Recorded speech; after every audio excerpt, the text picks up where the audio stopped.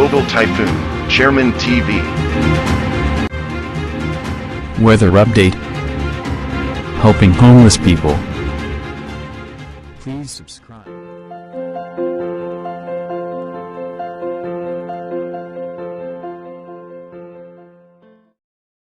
Magandang umaga pa. Ito po ang latest update natin ngayong araw, September 20, 2024. Yung cloud cluster nga na minomonitor natin kagabi, kanina nga pong alas 4 ng madaling araw ay ito nga po ay naging isang low pressure area na, nag-develop na siya bilang isang low pressure area. Pero ayon naman sa European Center, mababa naman ang tsansa nito na maging isang ganap na bagyo. Posible nga po na malusaw ito habang umaangat papunta nga po rito sa Taiwan habang patuloy na nakakaapekto yung habagat sa ating bansa. Asahan nga po natin yung southwest monsoon ay patuloy na nakakaapekto po yan sa may Zambales, Bataan, Ilocos region, Metro Manila, Northern Samar, Eastern Samar, and natitirang bahagi ng Luzon. At kasama pa rin nga po yung Mindanao at natitirang bahagi ng Visayas ay apektado po ng habagat. At ayon naman po sa ating advanced weather forecast para nga po sa ating lahat ay good news po sa ngayon dahil nga po yung minomonitor natin na dalawang sama ng panahon na posibleng pumasok sa ating bansa ay posibleng nga pong malusaw as of now sa update ng European Center. Dito po sa ating rain map animation, mamaya nga pong alas 10 ng umaga, saan natin may tsansa po ng pag-ulan, Dito nga po sa may parte ng western section ng Luzon, including Metro Manila, may mga pag-ambon tayong posibleng maranasan. Kasama pa rin po ang Bicol region at northern portion ng Palawan. Makulimlim na kaulapan sa may Visayas at sa may Mindanao. Pagdating naman po ng alas 3 ng hapon mamaya, mataas po ang tsansa ng pag-ulan sa halos buong Luzon. Kasama rin po ang Bicol region, northern portion ng Visayas at halos buong Palawan ay may tsansa ng may hina at katamtamang pag-ulan. Kasama rin po ang Mindoro provinces.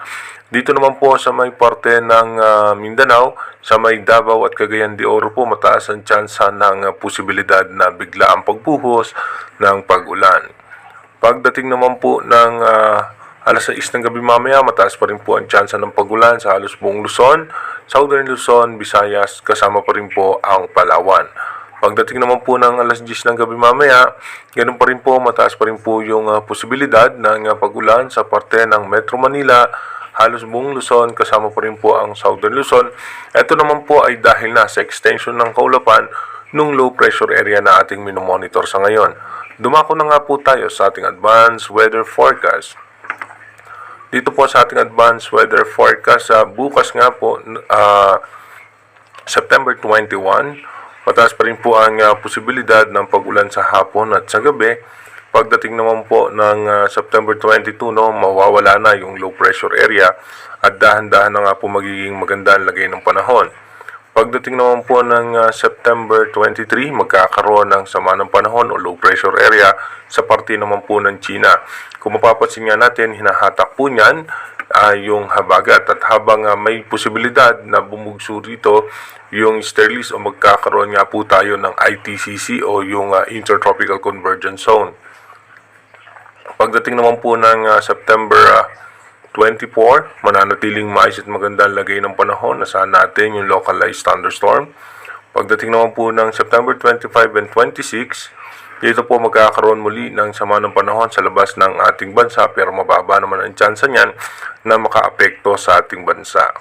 Pagdating naman po ng September 27, magkakaroon nga tayong low pressure area sa labas ng Philippine Area of Responsibility. At pagdating naman po ng September 28, yung low pressure area, ito nga bumaba na yung tsansa na pumasok sa ating bansa. At pagdating po ng September 29, posible nga po itong malusaw.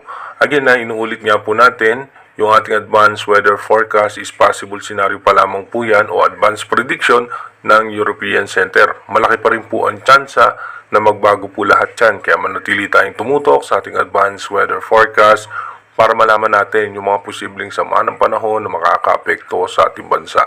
mag-iingat po tayo palagi. God bless po sa ating lahat.